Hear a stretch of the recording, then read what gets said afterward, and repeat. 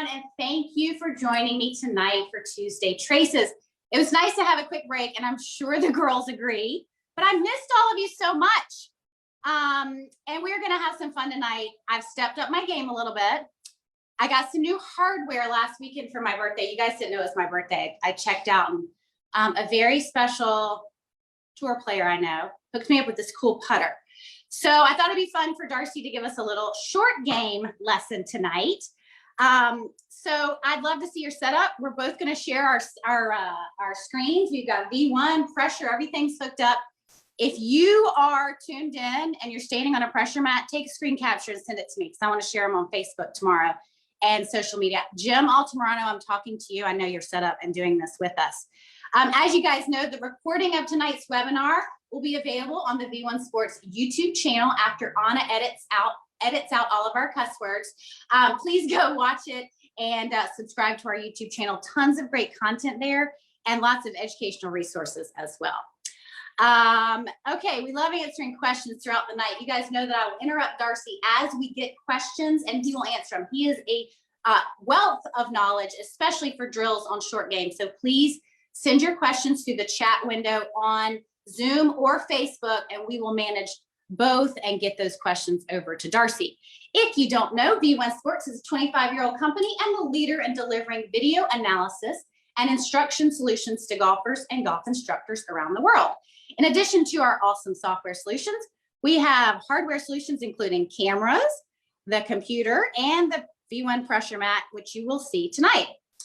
Our pressure mat integrates seamlessly with the V1 Pro desktop and the mobile applications to provide immediate data and video feedback. The V1 pressure mat certification is ready. If you ask for it, you will get it immediately. Email pressure@v1sports.com to get started.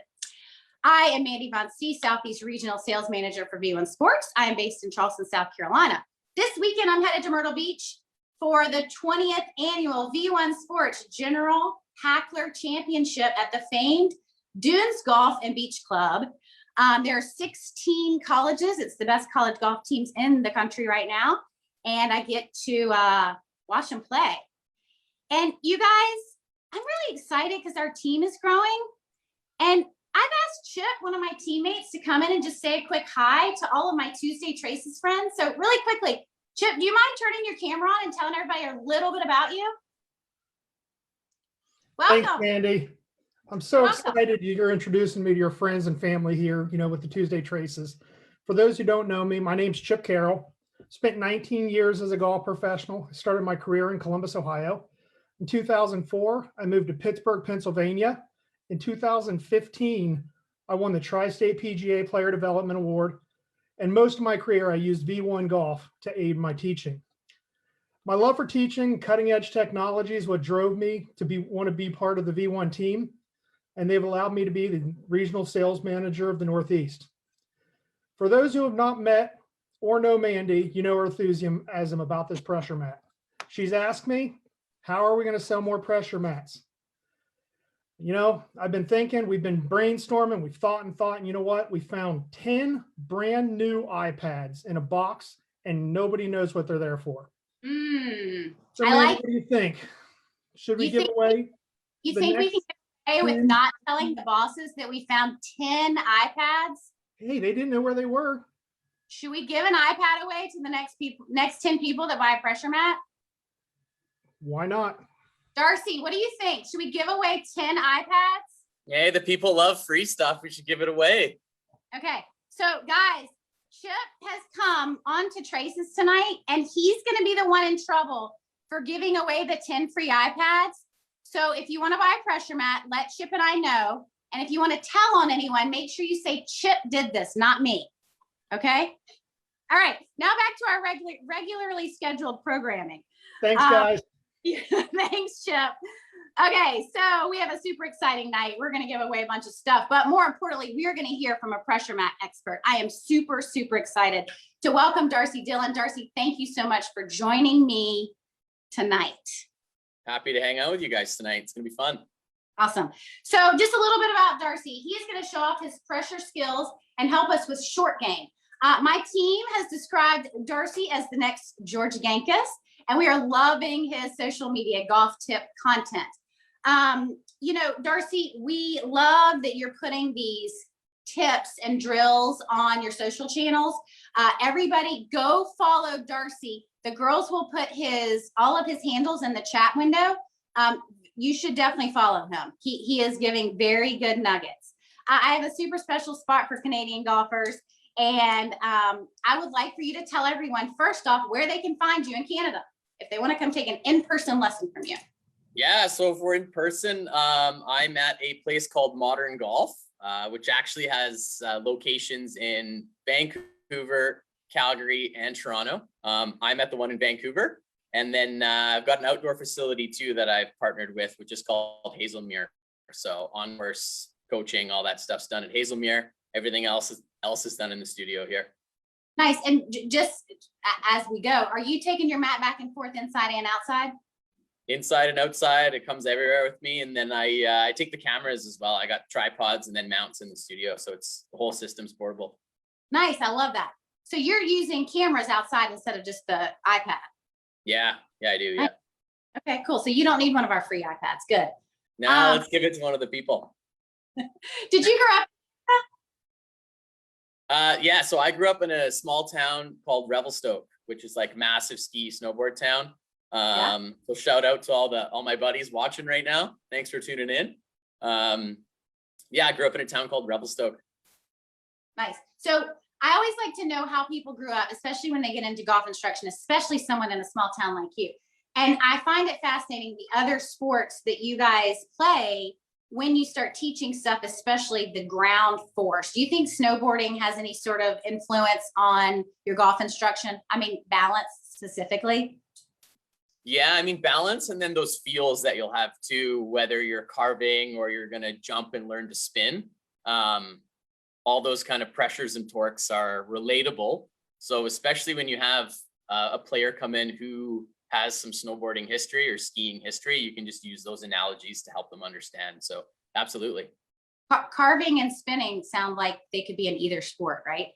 They could be in either sport, yeah. Okay, your background in swing technique, expertise in club fitting, ability to coach the short game, synced up with the mental game process of how you play your best golf is what makes up the DD plan. I read all about this. So do people call you DD? People call me Double D, yeah. Okay, so tell us about that philosophy. It's got multiple parts, but it's synced up with the mental game. Tell us about a little bit about your teaching philosophy. Yeah, so essentially the swing technique, club fitting, all of it is just built under a plan where we have a player come to me. I'm always going to run some kind of assessment, just see a baseline of where they're at. So like an example is if we're working on off the tee, we're going to grab some measurements on what your dispersion does, how far you go, some launch monitor metrics, and then swing wise, we'll use video and then the pressure mat to see what's happening. And then just use that data and build a roadmap and a plan for you so you can get to where you want to be.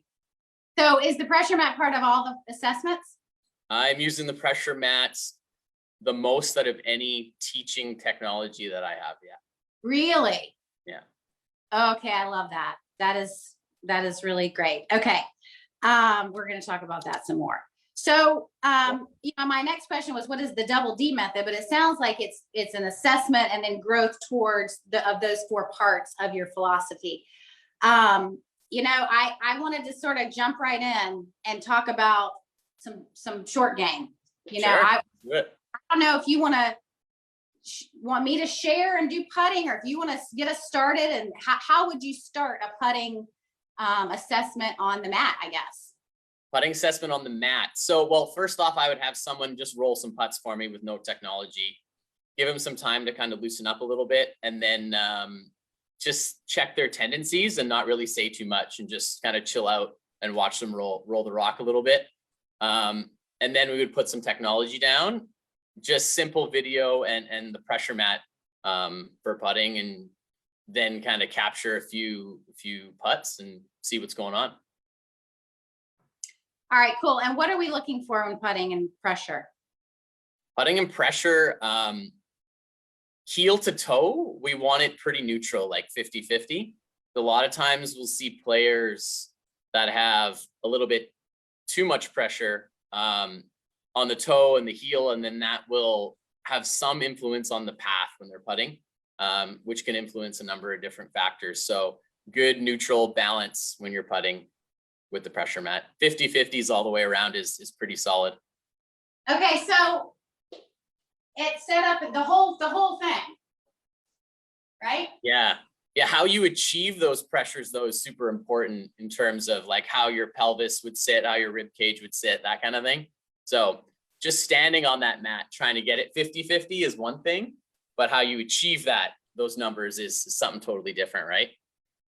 Okay, so what am I doing? What do you think? Well, you look. Do you want a bigger graph? No, I can see the pressure. We're all good on the pressure.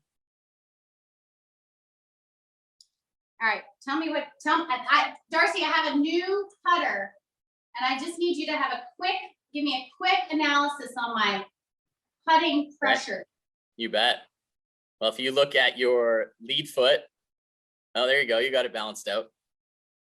I would just try to keep that as close to 50-50 on heel to toe as you can. And then use the mat to create awareness. So if you can roll all the way to your toes, and then roll all the way back to your heels, and then just try to find the neutral spot of that.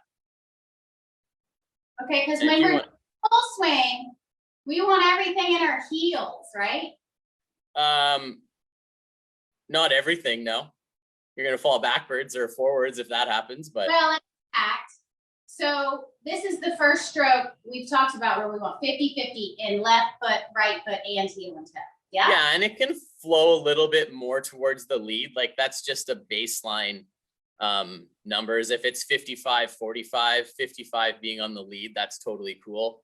I mean, when using that pressure mat and working on your putting stroke, we're gonna find kind of what works best for you. So if you make more putts at 55-45, we're gonna roll with that. Okay, I like it. So I like how I'm just using it in at my club indoors, and I can just, like you said, create awareness on the mat. Do you ever use these other two graphs down here? No dynamic vertical force when you're putting. I hope not, unless you're jump putting. And then the velocity measurement, no, not when putting. Honestly, would only use those in full swing. Okay, cool. Yeah, even in short game, not gonna really touch those too much. Okay. What else about putting do I need to know? Setup is going to be key. So you can utilize that pressure mat for setup and creating awareness, like I said. How? Yeah. Well, flip back and get into your putter setup for me. I'll give you a couple little tidbits. Okay. All right. Let me make my pressure graph smaller. You have to remember, Darcy, I've had one putting lesson, so. Okay. Good. So then setup would be key. And the academy that I previously worked at, I had the opportunity to work with one of the best putting coaches that I've ever met. Actually had two guys there, and they taught me this. This isn't mine, and that's the beauty of working in the golf industry. You meet a lot of cool people. So actually just drop your putter to the side for a sec. Okay. And it might be better if I quickly share my screen and I'll demo this for you, and then you can copy it. Yes. Okay? All right, let me stop. Cool.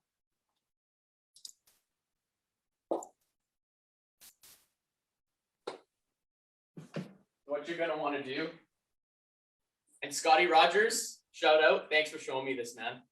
So you just throw your hands out like you're holding a tray. Okay. Feet just slightly wider than shoulder width. And you're gonna want to hinge at your hips. And have a little bit of hip bend this way like this, while keeping that pretty close to 50-50. My mat's a little wiggly right now. Place your hands together and then tilt your hands downward like this. Okay. And what you want to do is maintain connection from like the inside of your biceps to your rib cage and have grounding in your feet. So those are the keys. So grounded in your feet, connection in your arms and rib cage and hands together, and then rock your rib cage back and forth and keep your hands inside your shoes. So you'll see players that will be connected but not grounded, and they'll slide around like that. Then you'll see players that are grounded but not connected, and they'll kind of putt like this. So as best you can achieve both of those would be my best quick advice for you when you're practicing your putting at home. All right, cool. Darcy, one more time for all the people. Show us the two traces that we will see in the two bad things, you know, the two things you're seeing, like because it did two different things. Show us that trace. Yeah. So you're looking for two keys here. Being grounded, which is from the belt down, right through your feet into the ground like tree roots. And then you're looking for a connection. So first establish the ground where you're quite balanced in your legs. Then you want to connect the inside of your biceps into your rib cage, and then put your hands together.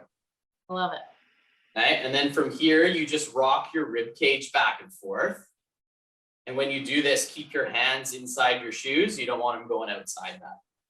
Right, that would be incorrect, way outside of your shoes. Just keep them on the inside of your shoes.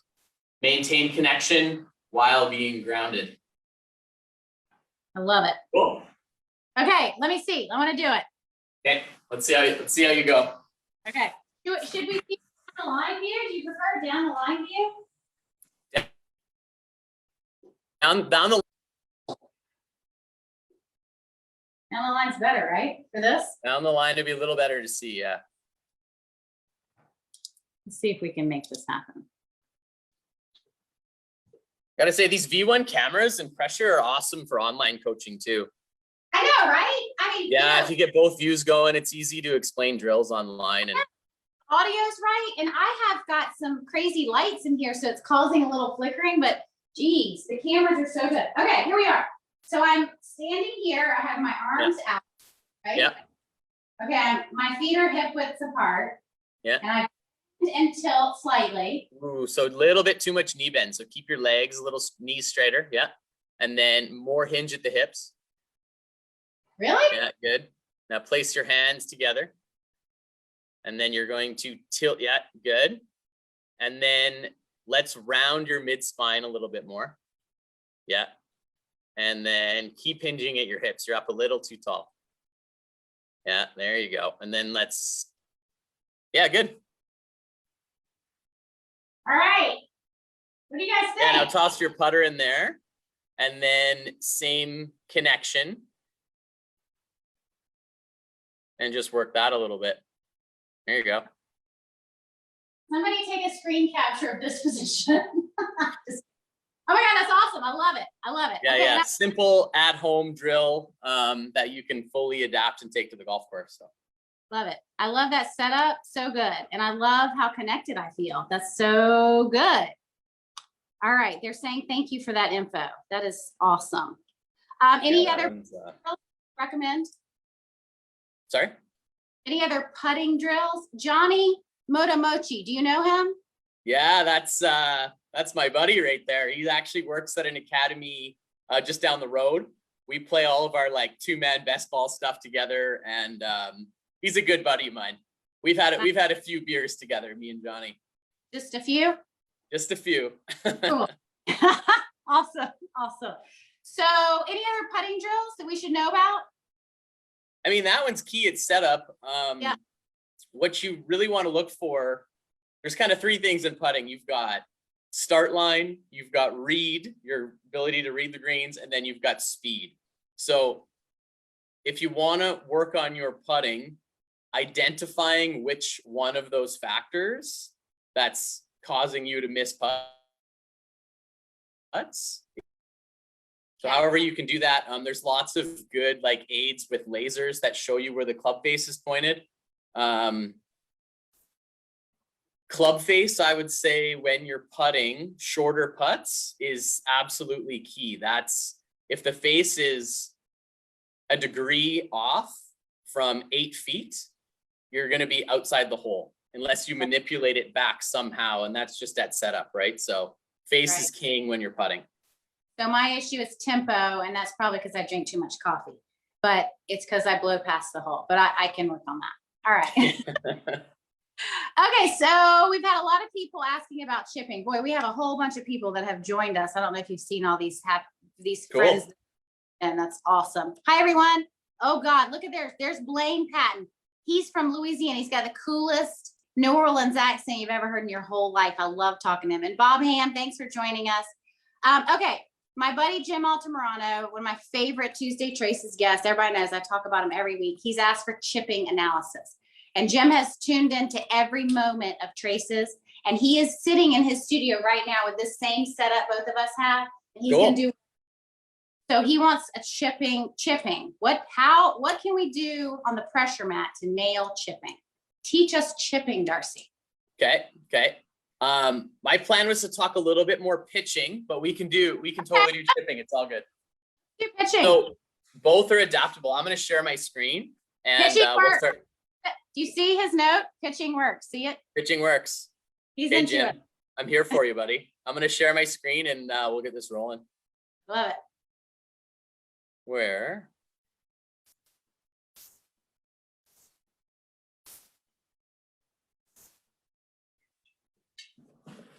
All right, so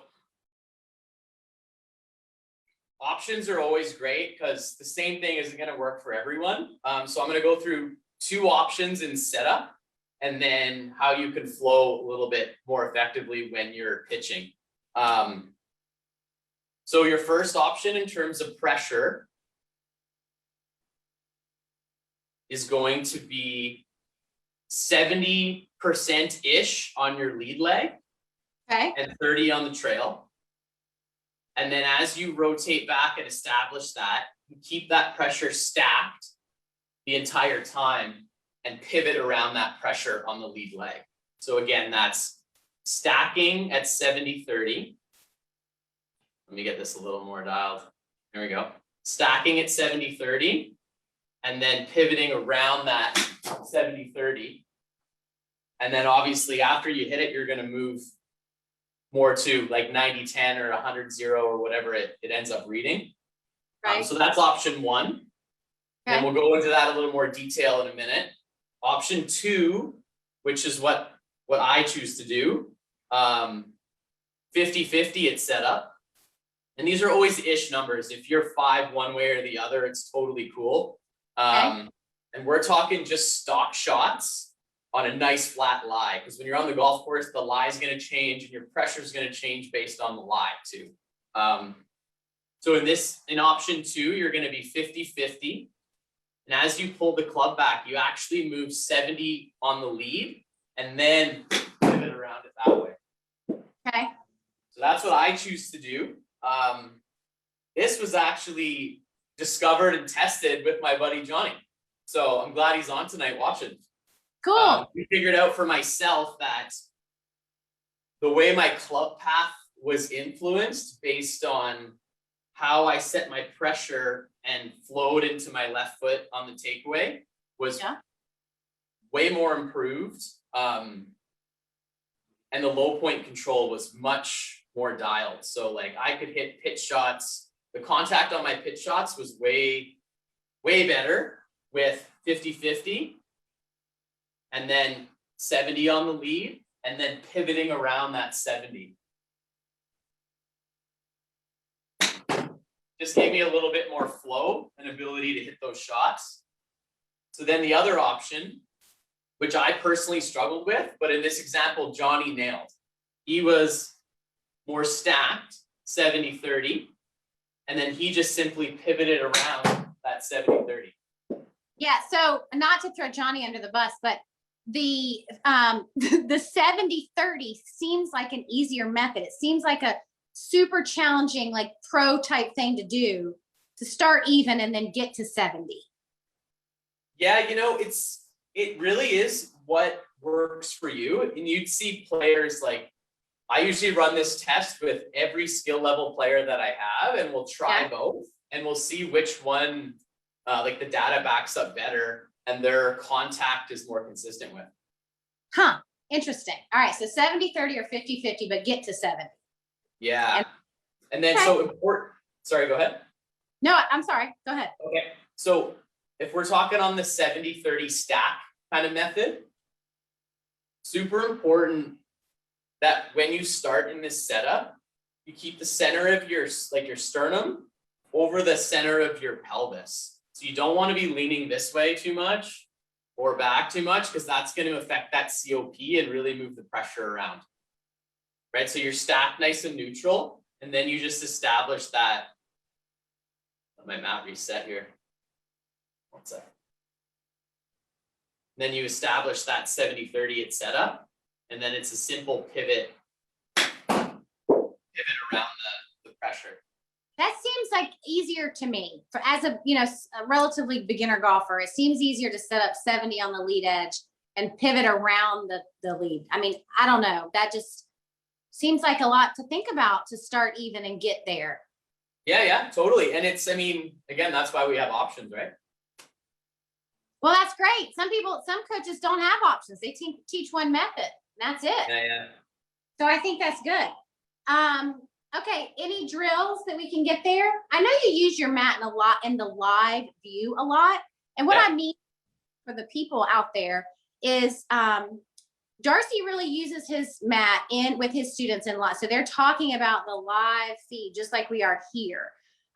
So what do you think for drills with this pitching shot? Anything? Any drills? Are we talking drills with the mat, or are we without the mat? Any? So if you have the luxury of having one of these pressure mats, and I mean, if you're a teaching pro, you need to have one of these things because you can't see pressure. You need a measurement tool to do it. So I would definitely get one right away. If you're just a golfer, and I mean, it's such an advantage to have one of these because you can actually see where your pressures are.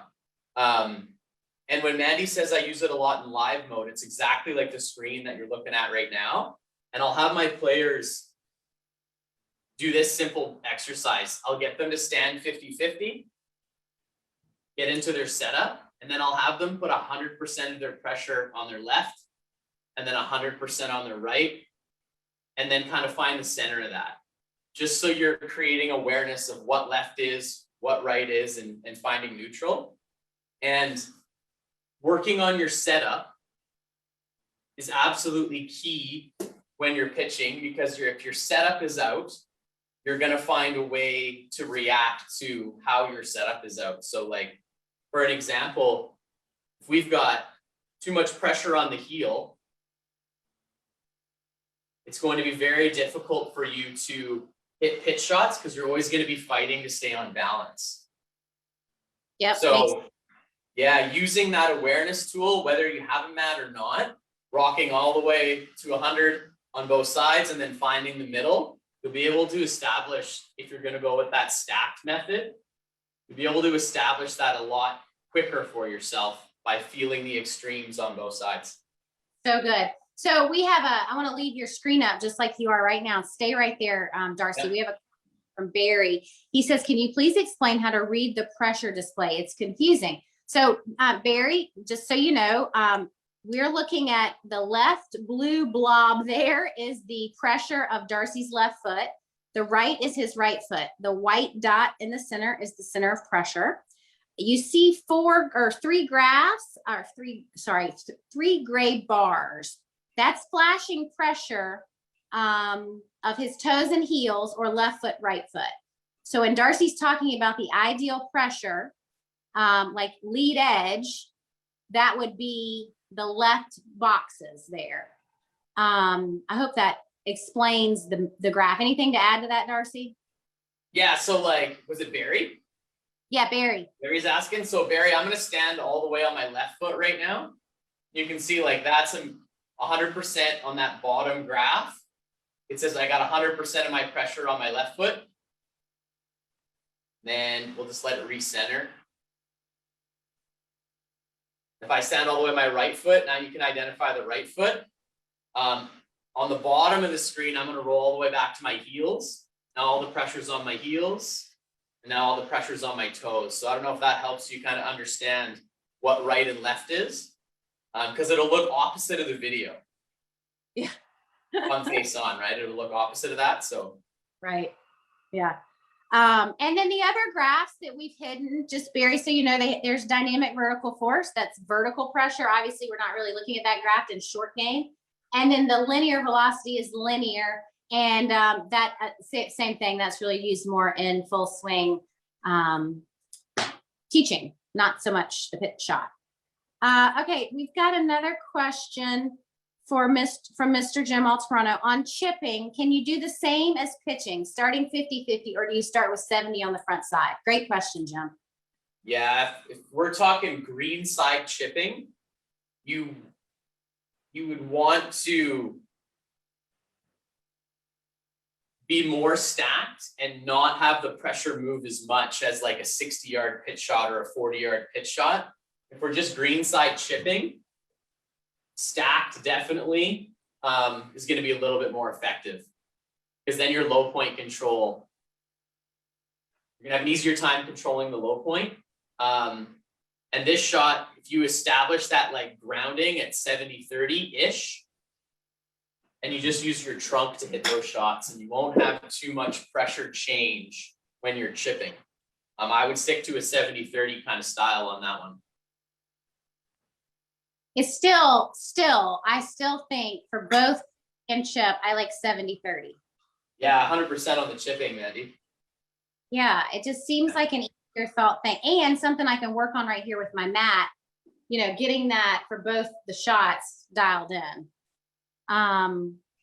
Yeah, thanks, Kelly. Kelly just shared a webinar for Barry that explains some of those other graphs. Thanks for sharing that, Kelly. I appreciate that. Lots of resources over on the YouTube channel. Okay, cool. What else you got to tell us about short game, Darcy? Like I said, establishing the setup, and then just being sure that placement of the shaft at setup. If you look at the screen on my left that I'm sharing here, want to have a pretty neutral shaft when you're pitching and hitting these 65 yarders. What do you mean neutral? Nothing with too much lean that way or too much lean back. Okay. Reason being is just you hear the term of using the bounce a lot. You'll have a more effective use of using the sole of the club properly and not taking like big chunky divots or kind of flubbing them at that setup position where the shaft is much more neutral. And then whichever method you're gonna go with, way more effective with the neutral shaft than lean. Okay. For both pitching and chipping, neutral shaft? Chipping, you can have a little bit more lean, again, depending on the shot that you're gonna play. So very situational based and skill level based as well. Okay. What about the how soft the ground is? Like if I'm in a super soft sand trap on an uneven lie, what am I thinking about? Getting it out of the bunker. Am I still trying to my weight over on the left? When it comes down to that, I would be trying to find and build a good foundation in the bunker where you have balance. And you're stacked a little bit with a little bit more pressure on your lead leg in the bunker. Okay. What if be really cautious of the center of your chest or your sternum being tilted too far back or too far forward. You want to have it kind of stacked right over the center of your pelvis. Okay, so such an important point you just made, Darcy, for those of us that really think about what our instructors are telling us. We're not leaning towards the target. We're just centering our bodies, but putting pressure and weight towards the target, right? Two different things. You just did a visual and you kind of over exaggerated it. Like, I feel like sometimes the kids, like my kid, they're like, get more weight over there towards the target for a chip shot. And I watch them go lean, and it's not a lean, it's just getting more weight there, right? Or pressure. Yeah, absolutely. And that's why these mats are so effective, because they make you realize that for me to move, if you watch the pressure graph right now, for me to move from 55-45 to 70-30, visually, you can barely see me change. If you watch the camera, I'll shift back and forth where I would a few times, but like visually I'm not moving very much, but the pressure is changing 10 to 15%. So that makes the big point that if you don't have a mat, how in the world do you know how much weight is in your left foot, right? I mean, you don't have a mat, you could use 2 household scales and you could just bounce back and forth on those. There's other ways you can use like a pool noodle. So if I don't have one here today, which I should, you could put a pool noodle under your feet, kind of like this. Yep. And then you could just gain a sense of where your balance actually is and where your pressure actually is. Yep. Those are kind of at-home remedies that you can use. So I think that's hilarious.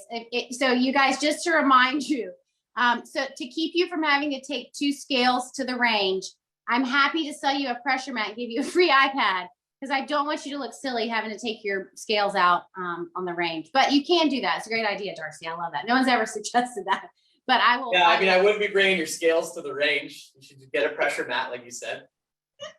I love it. And don't forget, the next 10 people that buy one get a free iPad. So let us know.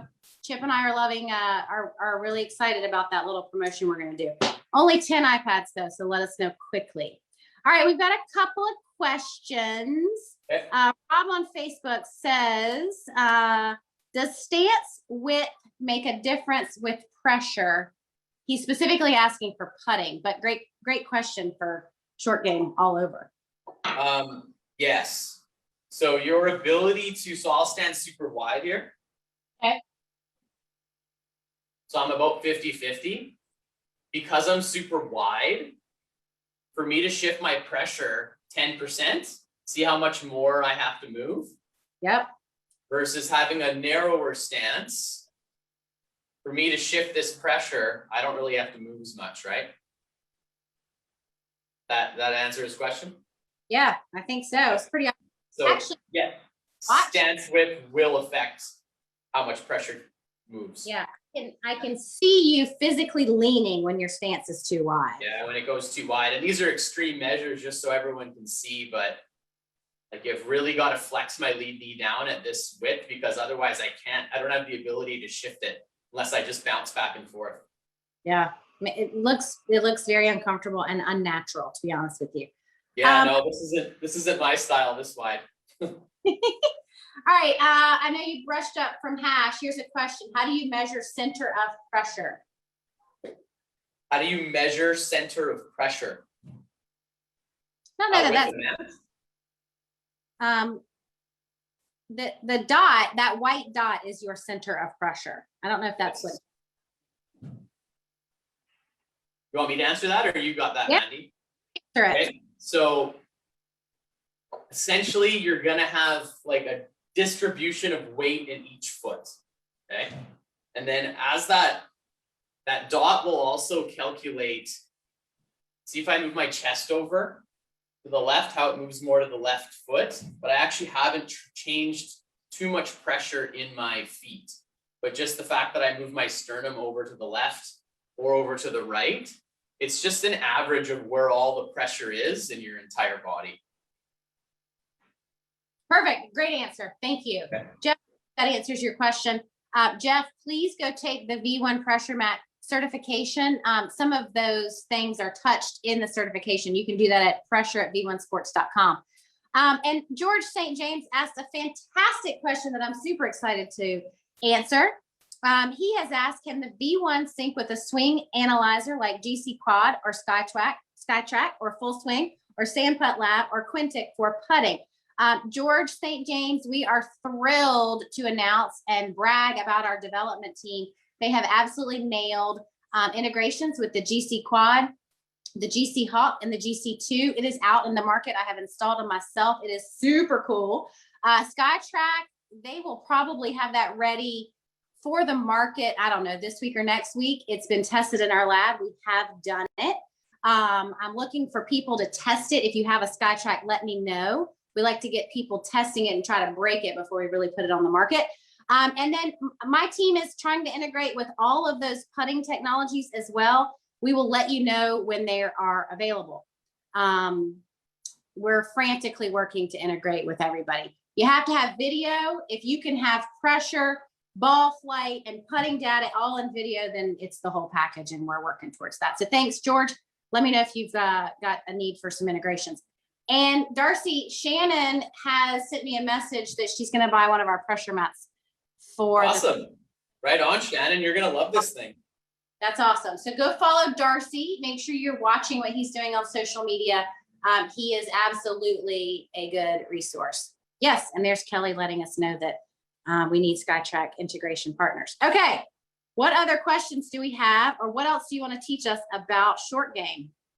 Yeah. I mean, in terms of short game, like I would, for all the players and coaches that are watching, experiment with the difference in the kind of stack 70-30 and the 50-50 and just go test it for yourself. And also have your students kind of play with those two different methods when you're hitting pitch shots and just find what works better for them. And then you have a foundation where you can build off of and always have a little checklist to refer back to if you're pitching poorly. So if you have some bad vibes going on, you can go back. Okay, first thing I'd always check is where my pressure's at in any shot. If I've got a player struggling, I'm gonna get them on the pressure mat and just see where they are. Because again, you can't see pressure. It's got to be measured. So right, totally. Hey, Darcy, I have a ton of golf instructors that say, God, cool technology, but how do you learn to use it? And you have a fascinating story because you had an old pressure mat a long time ago. Then you took a break, and then you just got this mat 3 months ago. So this is extremely technology to you in this sort of new graphs, new software. How did you learn? You're clearly educated on this technology. How did you learn it so quick? What did you do to get there?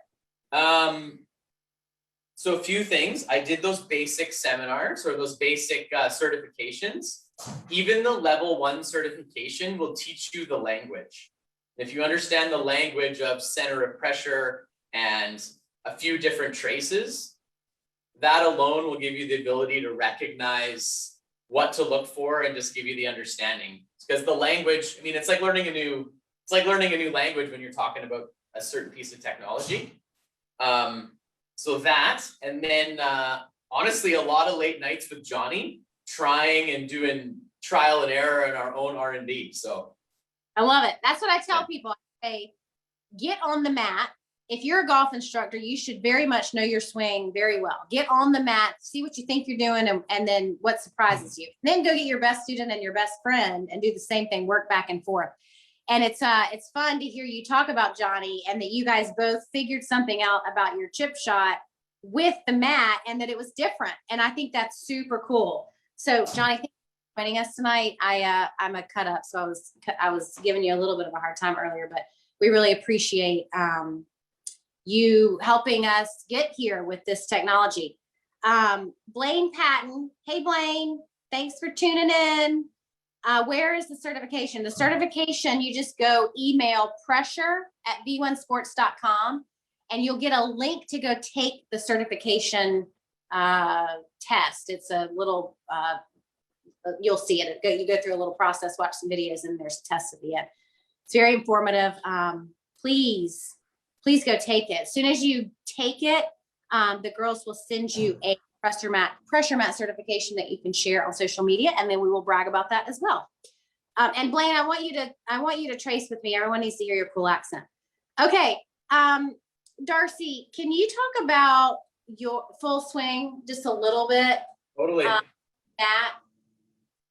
Yeah, absolutely. So I've got a few kind of key drills that I'll use with a lot of my players and even a lot of beginners. I'm just going to grab a couple of alignment sticks, just one sec.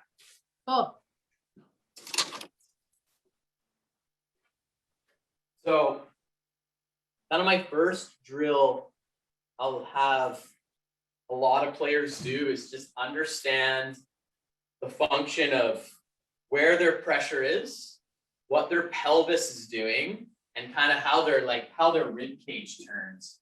So I'll have them go have some belt loops, slide an alignment stick through their belt, Okay. and pop it out a little bit more to their lead side, and then cross their arms and put another stick across their chest. And what you're looking for here is you're going to simulate a backswing and just take note of where these sticks are. So your shoulders are going to have approximately 90 or 100 degrees of turn on the way back.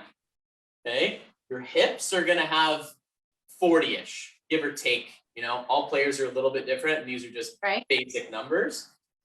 Okay. So after you can establish how to turn and get a proper backswing, you're going to want to have the feeling where you can grab and push on the ground this way. And if you watch when I do this, that COP dot jumps forward to my lead foot. Yep. So again, super important. If you have a mat or you don't have a mat, this basic drill of how these work are very, very important. I'm actually going to spin around and face the camera this way so you guys can see it. You're looking, see how my hip line is opened, but the shoulders are still closed here, and there's a big distance between these sticks. Yep. Super important when you're learning to kind of grab the ground from the top of your backswing, that there's a difference between those two sticks. Like the hips going first, firing first, right? Yeah, that's the idea. How you're going to want to achieve those hips firing first is actually through the ground and how you push off with your feet. Okay. Yeah. So, I mean, I'll post something like this on my Instagram that goes through in a little more detail for everyone. So definitely toss me a follow on there, and then we can go through this in a little bit more depth, but it's turn back, grab, and then thrust up at the end. So that's one of my go-to drills, just to understand how everything kind of works. Then I'll get my favorite training aid out and I'll show you guys another one here. We love so the oh my God. This is the cheapest training aid that I've ever bought, $7.99 at Bosley's. So it's just a dog squeaker toy. The squeaker is now dead because he's been used very, very well. So you just take him and put him under your lead foot. And you're going to squish him down. You turn your backswing to lead arm parallel. It's going to jump off my mat. We'll do that again.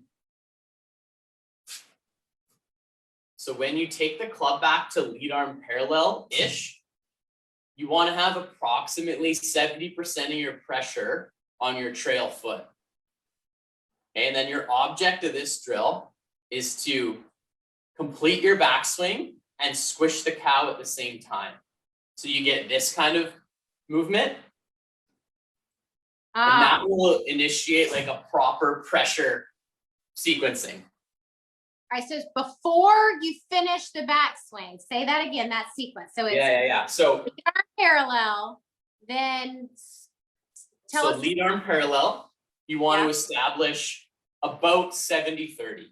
Okay, it can be give or take 10% either way. So from this position, you're going to be completing your backswing, but your pressure actually moves forward. Okay. Okay, so it'll take, so you know when you watch those tour pros on TV and they go, oh wow, their lower body starts moving way before their hands.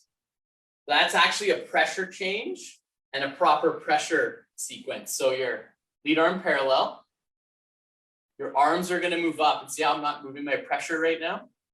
Yep. As your arms move up and you complete your backswing, you're going to have your pressure jump forward. I love it. So what is the name of that toy? That is, well, you can name them whatever you want. It's a squeaky dog toy. You can honestly use anything. There's a good training aid out there called the force pedal. No, I like the dog toy way better. The dog toy is way better. It's way more. I love And it. it's $7.99, not $50. So I love it. yeah. So up to lead arm parallel. Your arms go up and you squish the toy. And just get that movement going like that.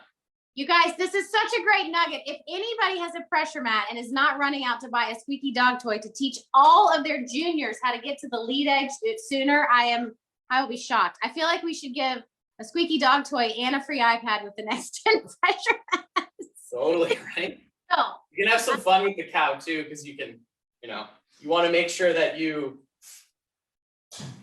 just start splatting milk everywhere when you're doing this. it's so good. Get out of the cow. Yeah, it almost has to be yeah, that's so funny. So we always laugh about, Darcy, the drills that golf pros come up with. And I always laugh at the crazy things that you guys pull out of your home to make a drill. So Jim's telling us we should send tennis balls cut in half because, Terry says that he wants you out of your toes. So he also puts half of a tennis ball under the left foot, under the mat. So anyway, we should send half a tennis ball, a pool noodle, and a squeaky cow dog toy. Totally. People would think we had lost our minds. That's so funny. We've got a shout out. Joe Laramie wants me to tell you hello from the head walls at Sun Peaks Resort. Nice. Kamloops, British Columbia. Yep. You know him? You know it? I know where it is. I know Sun Peaks. Yeah, totally. See, it's up there in Canada, right? Somewhere? Yeah. Thanks, Joe. Joe joins almost all of our webinars. Thanks for being here. We really appreciate it. And then Diane Dimick, my buddy up there, as well from Canada, Double D, has a question as well. Great question. Does COP change in lag putt versus the shorter putt? In a shorter putt versus a longer putt? Yeah. COP change. Great question. Great question. I would have to do some more research on that to give you an effective answer. I've never tested that before. Yeah, honestly, I'm not scared to say I don't know the answer to that one. I'm not either, and I like that we've been challenged with the question, and Darcy and I will get back to you on that, Diane. Thank you for asking, and you can help us figure out the answer. Yeah, we can probably test it right now. We'll just hit a long putt. Yeah, let's see. Let's do it. Good. I love it when we have pros that just want to figure it out. This is so good. Okay, so we're talking a shorter putt in terms of 2-3 feet. So I'll hit one and just watch the COP. Okay. So it barely even moved, right? Yeah, and barely. That putt rolled about 10 feet. I thought you were gonna. I'll hit one 3 feet. You sound like you have my tempo, Darcy. Yeah. So I hit that one 3 feet, not much difference, right? Not much difference. Okay. Now we'll hit 130.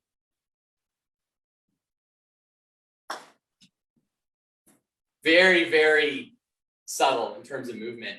If you do have it moving a lot, I would say fundamentally, there's a good chance you have a lot of that happening because you're trying to hit it too far the wrong way. Okay. Do you see her comment No. there? She says, my thought is that arms weigh up to 20%. The more they move, the more the pressure moves. The more the arms move, the more the Yeah. pressure moves. Yeah, Yeah. I mean, it's going to be such a subtle difference. The biggest thing that I've kind of just noticed here is if my center of sternum moves a lot, then that COP is going to drop way back or way forward when you're putting. So in that sense, you would, Okay, right? And your Pardon? arms rock, right? yeah, I would say I would check the way that you're grounded and check the way that you're connected, because your rib cage is probably not rocking efficiently. Like if it's rocking efficiently, that COP's not moving very much from what I've just watched anyways. Yeah, I like it. That's super fascinating. Diane, great question. I'd like for you to play around with that. I'm going to play around with it too. Jim, get on your mat and play around with that. Darcy will do it the same. We should all see what we think. Great question. Thank you so much. Hey, question, Darcy, how many juniors are you teaching? Kiddos? Kiddos, I have 6. Really? That's it, but they're pretty full time. So like I Yeah. would spend 2 sessions a week and 1 encore session with each of those kids. Okay, that's intense. That's a lot. Yeah. They're high level golfers. Yeah, they're high level. Like if we're talking kiddos, are we talking like 6-year-old kiddos or 15? I always like to know who your student base is, because if you're teaching, hundreds of kids like Paul Woodbury, the pressure discussion is slightly different. I mean, he does some things with those kids in the linear graph that are fascinating, that those kids love. They are trying to get that graph to move, right? They're trying to get that. And it's interesting. You're so high level with your teaching. I would assume that your kids are, like you said, high level, taking two lessons and a playing lesson a week. That's do you take the mat out on the course with those kids? Typically not on course. If we're training a technique, then yes. Most of the time on course, it's situational and gameplay. So yeah, very rarely. But I will have the mat out when I'm running TrackMan in a virtual kind of golf sense, not like just driving range tracking, but like if we're playing Pebble Beach on the TrackMan, I'll have them hit all their shots off the mat, and then the odd time I'll just capture one, right. and then compare that data to the data if they're just hitting balls on the driving range, and see if the under pressure situation of having hey, I've got to execute this on the golf course versus the relaxed environment actually changes anything. So that's when that a little bit. That's when the mental thing comes in, right? Yeah. Your philosophy. I like it. Jeff has a good question. I can answer this one. Does the mat connect to the computer via Bluetooth on the course?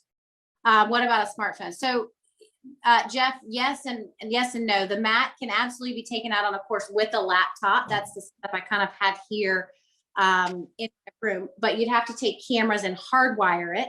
However, you can absolutely connect the mat wirelessly to an iPhone or an iPad and take it out on the course, and it just uses the Wi-Fi connection. Super easy. I have a really great video of me doing that on the range, and it's awesome.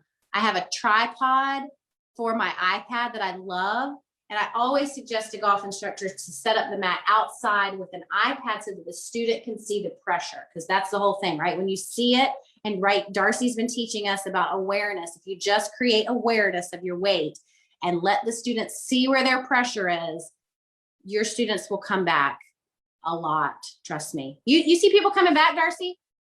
Yeah, lots. Wanting this info, yeah, wanting more data, wanting to know what they're doing. I'm assuming people come back and say, I want to know where I'm at now. Yeah, we'll have, like, for example, like more of my adult players who I'm not seeing as frequently as the juniors. It's kind of how we'll start. Like if we're working on that pitching, for example, and they go practice it for a week and they're playing with their friends or whatever, well, right away we'll just check to see where they're actually at in terms of where they think they're at and pressure it set up. And it's the more you practice it, the more awareness you create and the better you get at it. So right. So sort of awareness at the beginning of the lesson to where you were. George, yeah. He's asked, George's question, is there a setting to allow you to slow down the data capture rate or display so that the numbers don't jump so quick as it's hard to read? Great question. And George, I apologize. We are showing you the live view. So we are showing you Darcy's live camera view. However, he can absolutely capture a swing. He's probably going to go do that. And I'm going to capture one for you. Yeah, we can slow down this pressure and we can look at it frame by frame by frame, up to 240 frames per second. It will be captured in sync with his swing. So we literally will be able to see at the top of his backswing. We can pause it right there and see exactly where his pressure is. So he's going to use the V1 software. He used a hit mic, so he did not have to click a button. He clicked the hit mic to start recording. So now he's going to move the graphs around just a little bit so we can see what we're looking at. And so I didn't use the hit mic, Mandy, but did it capture? I will sync it up for you. One sec. Okay. So George, we're going to just see, you can see that Darcy can sync up the face on and the down the line. He can also pull that pressure graph up and we will be able to see his pressure. There it is. It's hard when you got all the screens.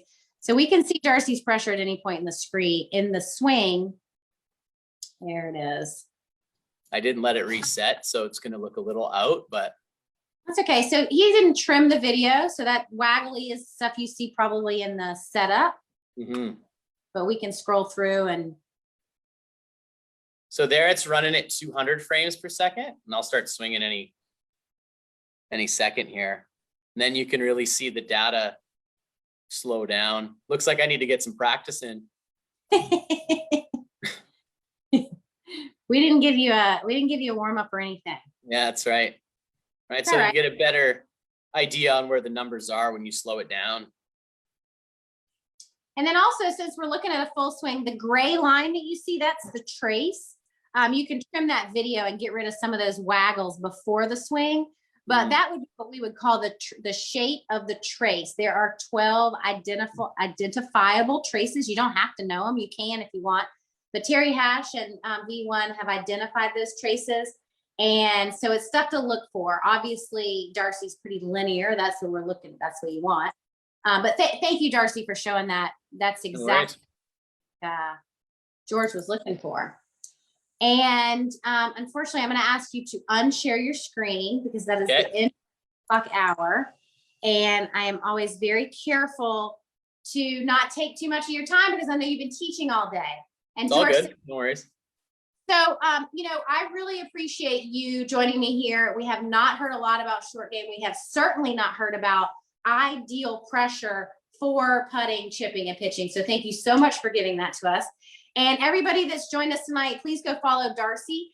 You can take an online or a remote golf lesson with him. I highly suggest both. If you're in Canada, go see him.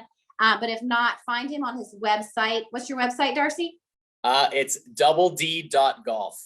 Doubled.golf. And one more thing, can I get one of those cool hats? Where do I get these? Yeah, sure. I'll send one to you. I love it. It's super cool. The trucker hat looks great. It almost looks like the G4, but I like your logo better, gotta say. Yeah, thanks.